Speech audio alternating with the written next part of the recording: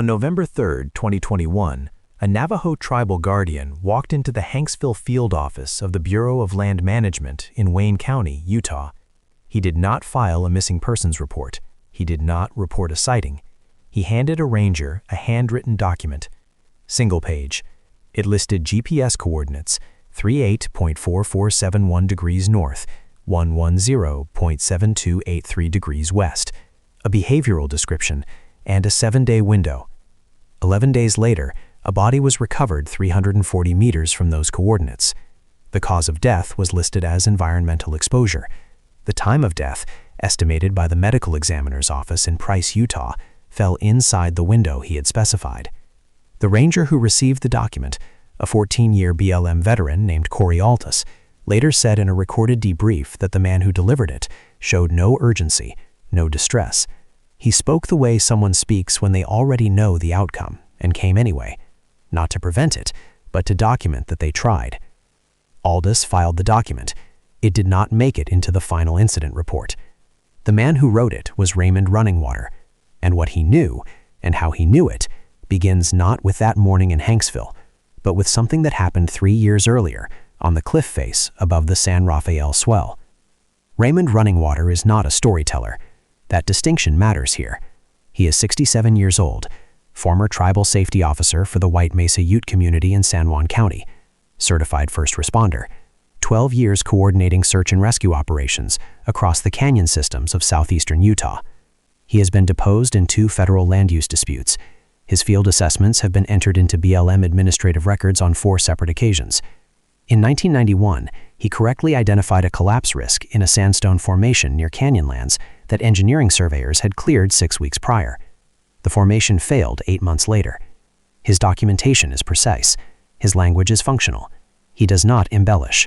When Raymond describes something, he describes it the way a technician describes a system fault: cause, behavior, expected outcome. The people who know him inside the White Mesa community do not call him a medicine man. They do not call him a mystic. They call him the one who checks. He has been checking the cliff systems above the San Rafael Swell since 2017. He has not explained what initially sent him there. He has only explained what he found. The San Rafael Swell covers roughly 2,400 square miles of central Utah. It is not quiet terrain. Wind moves through the canyon systems constantly, channeled by sandstone walls that compress airflow into audible corridors. Researchers from the Utah Geological Survey have described the acoustic environment as persistently active. Even at 2 a.m. in January, the canyon produces sound. In late September 2021, it stopped. Not gradually, not partially. A geology crew contracted by a private mineral rights firm was working a grid survey 1.4 miles north of the coordinates Raymond would later submit. On September 24th, their crew lead, a woman named Teresa Vance, logged the following in her field notes. Acoustic environment collapsed around 1340 hours. No wind, no insect activity, no bird movement. Temperature reading at canyon base, 94 degrees Fahrenheit. Ambient forecast for location, 83 degrees Fahrenheit. Equipment functioning normally. Crew uncomfortable, packed early. They were not the only ones. A hunting party of 3, licensed, experienced, operating legally in the adjacent BLM corridor, reported the same conditions 4 days earlier. One member submitted a formal comment to the Utah Division of Wildlife Resources, describing the silence as, in his words, pressure-based, like the atmosphere itself had changed density. He had hunted that corridor for 11 years. He did not return that season. The ground temperature anomaly, 11 degrees above ambient baseline, was recorded independently by 3 separate parties across a 19-day window. No geological or meteorological explanation was formally proposed. Raymond, when told about these reports later, did not seem surprised. He said the temperature was a signal, not a symptom. He did not elaborate. Not yet. On October 7, 2021, a BLM field technician named Marcus Eidelberg was conducting a routine erosion assessment along the eastern cliff face of the swell, approximately 1.1 miles from Teresa Vance's survey grid. He was not looking for anything unusual. He found it anyway. At the base of a sandstone formation designated SR14 in BLM survey records, Eidelberg photographed a series of compression marks pressed into the rock surface, Not scratches, not tool marks. Compression, as though significant downward force had been applied to the sandstone at discrete, evenly spaced points. 7-foot intervals, consistent depth, bilateral symmetry. He photographed 14 of them before the formation curved out of accessible range. He submitted the images to the BLM field office the same afternoon. 3 weeks later, a separate hiker reported what appeared to be an identical pattern, same interval spacing, same compression profile, on a vertical cliff face 340 feet above the canyon floor. That section of rock has no accessible approach route. No climbing permits had been issued for that formation in the preceding 90 days. The BLM confirmed this in writing. Rock samples from the base level marks were submitted to the geology department at the University of Utah in early November. The lab report, returned 6 weeks later, listed the cause of compression as undetermined. The report noted the force required to produce marks of that depth in that sandstone density would exceed what any known hand or foot placement could generate. The vertical marks were never formally sampled. Marcus Eidelberg requested a follow-up assessment of the upper formation. The request was not approved. When Raymond Runningwater agreed to a recorded conversation with an independent documentary researcher in February 2022, he did not begin with what he had seen. He began with what not to do. He listed 5 rules: specific, sequential, the kind of rules that imply prior consequence, not precaution derived from legend, but protocol derived from observation. Rule 1. Do not enter the canyon corridor between dusk and full dark, not because visibility drops, because that transition window is when it moves between elevations. Rule 2. Do not stop walking to listen. Movement registers differently than stillness. Stillness is interpreted as attention. Attention is interpreted as challenge. Rule 3. Do not respond if you hear your name spoken from above the ridgeline. He stated this one slowly. He repeated it once without being asked. When the researcher pressed him on the consequence of responding, Raymond was quiet for 11 seconds. This is documented on the recording, and then said only, "The ones who answered are not available to describe what happens next." Rule 4. Do not carry anything that produces artificial light above 400 lumens. He did not explain this one. Rule 5. Travel in odd numbers. Never 2, never 4. He said even groupings create a specific kind of pattern it recognizes. He used the word recognizes deliberately. He was asked to clarify. He said the word meant exactly what it meant. The researcher asked where the rules came from. Raymond said some came from elders, some came from him directly. He did not separate which was which. David Kell is 34 years old. He is a structural engineer based in Salt Lake City. He has logged over 200 documented solo backpacking trips across Utah, Nevada, and southern Idaho. He is not, by any reasonable profile, a person prone to misinterpretation of wilderness environments. He entered the San Rafael Swell on October 14, 2021, 19 days before Raymond walked into the Hanksville BLM office. He was 6 hours into a planned 3-day route when it happened. He had stopped briefly to check his GPS coordinates.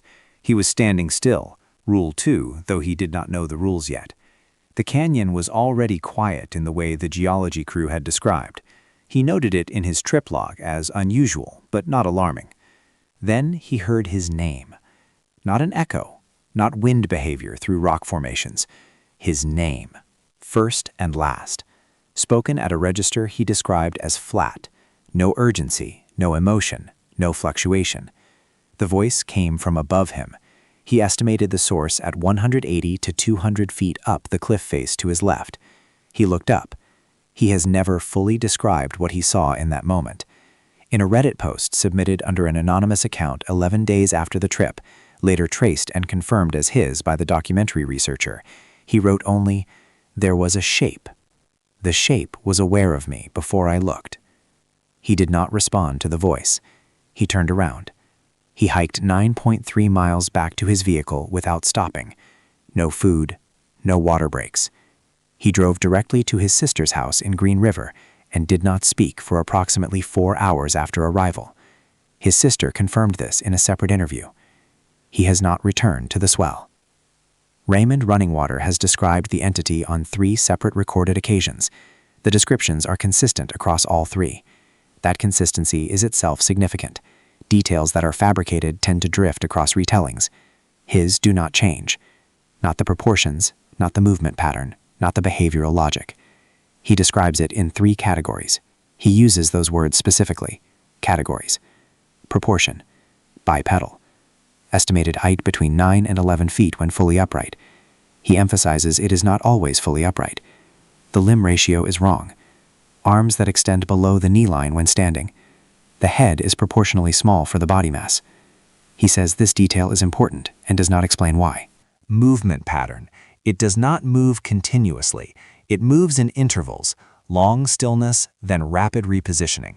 He says watching at cross distance feels like frames are missing, like the eye cannot track the transition between positions. Behavioral logic. It does not attack without a preceding sequence. That sequence involves elevation gain, name vocalization, and a stillness period he calls the assessment phase. He says if you reach the assessment phase, the outcome depends entirely on your response. In the Ute ceremonial language, Raymond uses a term that translates approximately as the one that tests patience. Two other White Mesa elders contest that translation. One says the more accurate rendering is the one that measures whether you are prey. The other elder declined to offer an alternative. He said some terms should not be translated because translation requires speaking them aloud. He has not participated in any subsequent interviews. In August 2019, Raymond Runningwater entered the canyon corridor alone. He was conducting a welfare check on a young man from the White Mesa community who had not returned from a solo vision quest near the eastern cliff base. Raymond had done this kind of check dozens of times across his career. He entered at mid-morning, full daylight. He considered this a sufficient precaution. He was wrong about what precaution was required. He located the young man's campsite at 14:20 hours. Abandoned but orderly, sleeping roll folded, food cache intact, boots left beside the tent. Boots are a specific detail. Nobody walks sandstone canyon floors without footwear voluntarily. Raymond marked the coordinates and began moving back toward the canyon mouth. At 15:47 hours, he heard movement above him on the eastern cliff face, not rockfall. Rockfall is irregular, cascading, gravity-driven. This was paced, deliberate. It matched his walking speed within what he estimated as a 2-step margin. He tested this. He slowed down. The sound above him slowed. He stopped. The sound above him stopped. He did not look up. He remembered that much of the protocol. He continued walking at a controlled pace for approximately 400 meters. Then the sound above him stopped without him stopping first. He had 3 seconds of silence. Then something landed 18 feet behind him. He felt the impact through the ground before he heard it. Sandstone transmitted the force laterally. He described it as standing near a vehicle collision. The displaced air reached him a half-second later. He did not run. He has explained this decision precisely. Running activates the pursuit sequence. He knew this. He walked. Steady pace.